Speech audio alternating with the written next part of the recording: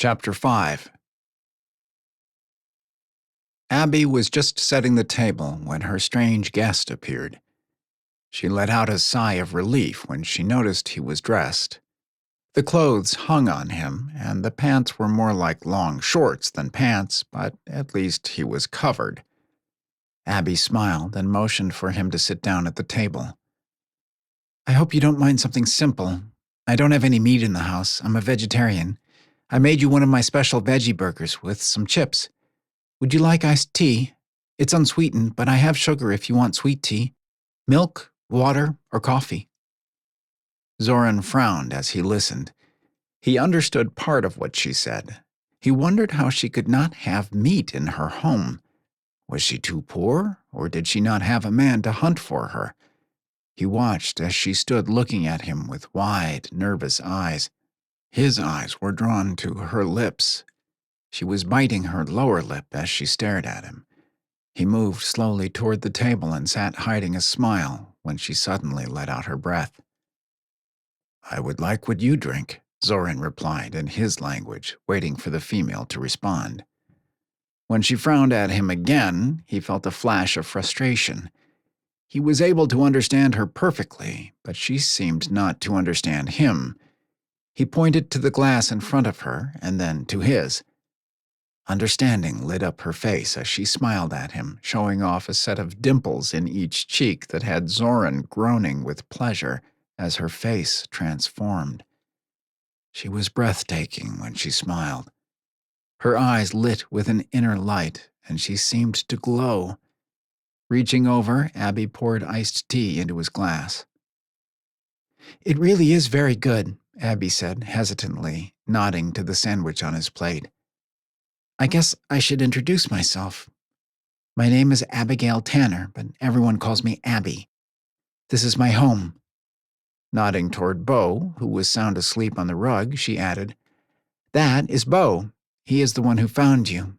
He's visiting me for a few days while a friend of mine is visiting her family." Zoran watched as Abby spoke softly. He liked the sound of her voice. It was soft and husky and made him think of wild things and warm sheets. "I am called Zoran," Zoran said, pointing to himself before he picked up the sandwich. He took a sniff of it before taking a bite. His eyes widened as he tasted the blend of spices. It was unlike anything he had ever eaten before, but was very good. He took another bite, nodding his head as he chewed.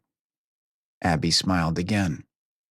"Zoran, welcome to my home," Abby said softly. They spent the next hour trying to communicate. Abby was puzzled how Zoran could understand everything she said, but she couldn't understand him. When she asked about it, he pointed to his ears and said a word. Abby finally figured out it was some type of device that translated what she was saying. When she pointed to the gold bands around his wrist and the one around his neck, he said something else she couldn't understand. Abby felt like she was playing a one-sided game of charades. It was very frustrating for her, and she felt for him, as he wanted to ask her questions, but she didn't understand what he was asking. Bo finally decided it was time to go outside, and Abby got up from the table to let him out, only to be pinned to Zoran's broad chest again. Abby looked up into the dark gold eyes, wondering what she had gotten herself into. Abby flushed when she saw the dark look of warning in Zoran's eyes. "It's okay. Bo needs to go outside, and I need to check on Gloria. No one else is here. I live alone. Would you like to see where I found you? We still have plenty of daylight if you'd like to go up to the meadow where your ship is." Abby stared up at the man who held her so tightly. "Z." Zoran was confused. Why did someone as lovely as Abby live alone? Surely it was too dangerous for her to be left unprotected. Who took care of her? Who made sure she had food and supplies? Abby pressed her hands against Zoran's chest until he loosened his hold on her. Turning, she called out to Bo. Abby opened the door to the cabin, pausing briefly to give him a reassuring smile before walking outside. Zoran gazed around at the lush vegetation surrounding the cabin. He followed Abby over to a small fenced-in area, watching as she called to a dark brown creature. He watched as Abby held out a small fruit to the creature that swept it out of her hand and crunched on it lazily. "This is Gloria. She belongs to my friend Edna. She helped me bring you here from the meadow. She's such a good girl, aren't you, Gloria? Yes, you are," Abby murmured as she scratched the creature behind its ear. "I'll show you the meadow first. I'm sure you're worried about your ship. It's strange, but I swear it seems like it's alive. I could feel it responding to me when I touched it. It was worried about you." Abby flushed as she looked up at Zoran, thinking he was going to think she was nuts. "I know that sounds stupid, but it was just a weird feeling I got." Zoran had no way of explaining to Abby that his ship was indeed alive and was a part of him. He could feel it every time she would gently stroke the symbiote on her wrists. It was like she was stroking him. He felt her doing it several times inside her home, and she was doing it now as they walked along the path. He shivered as her fingers gently ran back and forth over the gold bracelets. Reaching down, he grabbed her hand, preventing her from doing it any longer. If she didn't stop, he wouldn't be able to prevent himself from taking her right there on the path. Abby looked up, startled, but kept her hand in Zoran's larger one. They walked in a comfortable silence along the path. When they reached the meadow, Zoran released Abby's hand and marched over to the gold ship, murmuring to it as he ran his hand over it. Abby watched in wonder as steps formed on the side and Zoran climbed into the ship. It was like something out of a science fiction movie. Abby stood, unsure of what to do. She didn't feel like she could leave him, and didn't feel right climbing into the ship. She decided she would find a nice dry rock to sit on and wait. She still needed to go into town. If she left within the next hour, she would be back before it got dark, since it took so long to drive to town and back. Otherwise, she would have to leave early tomorrow morning. She still needed to finish the piece she was working on, and between the storm and her unexpected visitor, she was behind her self-imposed schedule to have it done by the time Edna got back. Zoran felt a huge sense of relief as he checked his symbiote. It survived the month of hiding and the sudden departure with minimal damage. Abby unknowingly helped to heal it. When she touched it, she gave a part of her essence to it, giving it the needed strength to heal. He watched the images flash through his mind as his symbiote replayed how Abby came twice a day, spending close to an hour just talking to it. She would run her hands all over it as she stroked it while whispering words of reassurance. He heard her talk about him. She had been worried about him. She was afraid he might not recover and afraid of having to call someone to come look at him. She didn't want others of her species to know about him because it would be too dangerous.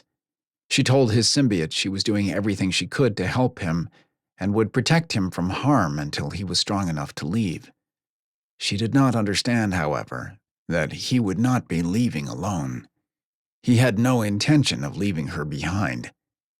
Pushing what he was going to have to do out of his mind, he focused on opening communications with his brothers. He knew they should be close and wanted to warn them of the possible hostile environment. "Zoran!" Keelan called out. An image of his brother's warship came into view. His symbiote was curled up in the shape of a huge golden cat near his chair. "Keelan," Zoran paused to clear his throat. He feared he would never see his brothers again. "How long before you intercept?" "We should be there in 7 days' time. We have been monitoring communications from this galaxy. They only have one planet in this solar system that is habitable and do not appear to have space travel," Keelan responded. "Who else is with you?" Zoran asked. "Traylon. Mandra remained behind under protest.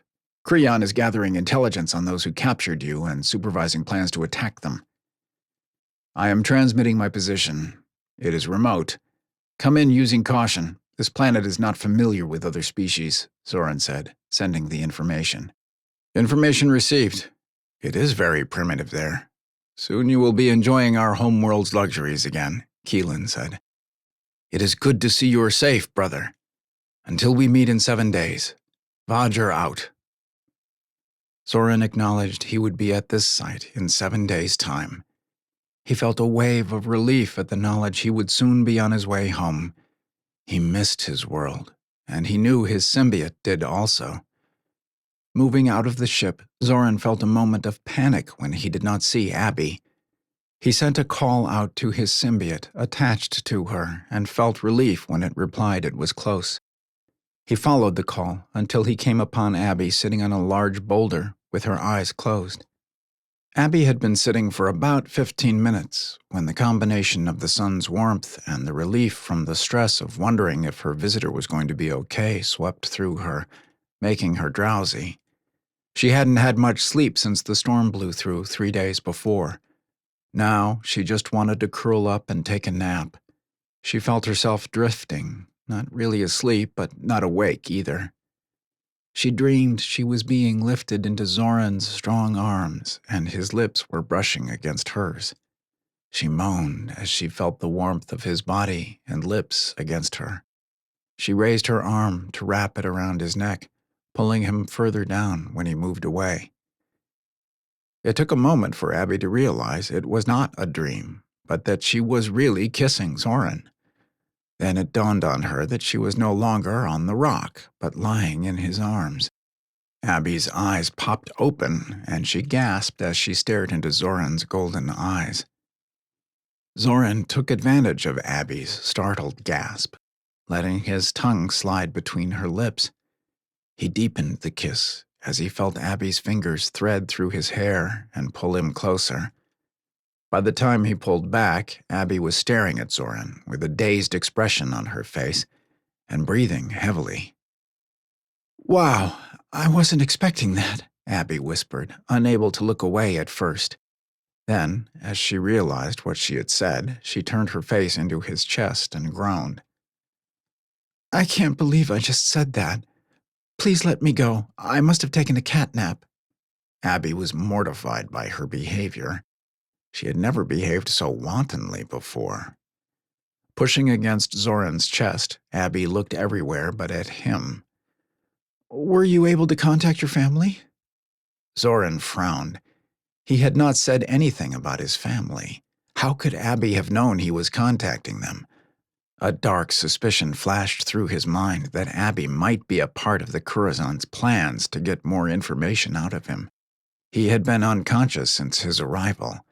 Was it possible they were staging this in an attempt to get him to talk? Or worse, to capture his brothers? Zoran's arms tightened around Abby to the point of pain. He had no way of asking her unless she really did understand him and was just pretending not to. "Ow, you're hurting me," Abby said, struggling to get free. Zoran's fingers just tightened even more on her arms. "Ouch, Zoran! Please, you're hurting me." Abby looked up into Zoran's furious face, tears of pain in her eyes. "What's wrong? Why are you so angry with me?" "What do you know of my family?" Zoran demanded in a harsh voice. "Are you working with the Curazons? Tell me now, and I will spare your life. If you do not, I will show you no mercy when I kill you." Abby just looked at Zoran with a confused and frightened look. "Zoran, please, I don't understand. What did I do to upset you?" Zoran felt a wave of frustration. He did not sense Abby was lying to him, but how had she known his family was coming for him? Suddenly, both of the symbiotes on Abby's wrists moved up under his hands and flashed him a shock that knocked him back off the rock and onto the ground. Abby looked on in stunned disbelief as the 2 gold bracelets around her wrists suddenly moved with lightning speed to strike out at Zoran. When she felt the shock reach through him and saw him falling backward, she cried out in alarm. She didn't understand why he was so mad at her, and yes, he had frightened her, but she didn't want to see him get hurt. Crying out, she reached out to him, her gaze moving back and forth between Zoran and the gold bracelets on her wrists. Please don't hurt him. He didn't mean to hurt me. Please. Abby turned tear-filled eyes to look at Zoran as he stood up, frowning at her as the symbiote moved back down around her wrists. I don't know why they did that. I didn't ask them to. Abby brushed a tear from her cheek. I thought you were trying to see if your people were coming for you. That's what I would do if I were you. I didn't mean to make you mad or hurt you. Zoran felt a rush of shame flash through his body as he heard the truth of Abby's words. She had not known what he was doing. She just guessed that he would be contacting his family. He should have known that his symbiote would never have gone to her, claimed her, if she meant to harm him. It would have known if she was doing anything that would betray him. Zoran stood for a moment, unsure of what to do. He wanted to apologize for his behavior, but knew Abby wouldn't understand what he was saying. Running his hand through his long hair, he looked at her with regret in his eyes. Spreading his palms out to show he meant her no harm, he tried to explain. I apologize for my behavior. I should have known you meant no harm to me, Zoran said softly. Abby didn't know what Zoran was saying, but she could tell he regretted his behavior. She gave him a tentative smile to let him know no harm was done. She couldn't really blame him for being suspicious.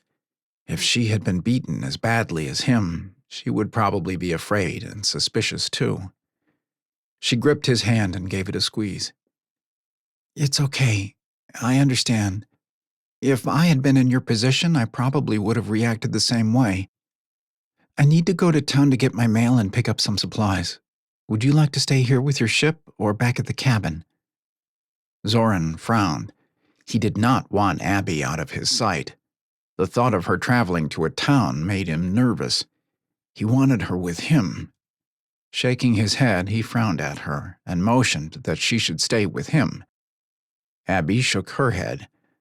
I need to go to town. I go at least once a week, sometimes twice if I have additional packages to mail off. If I don't go, someone might come looking for me.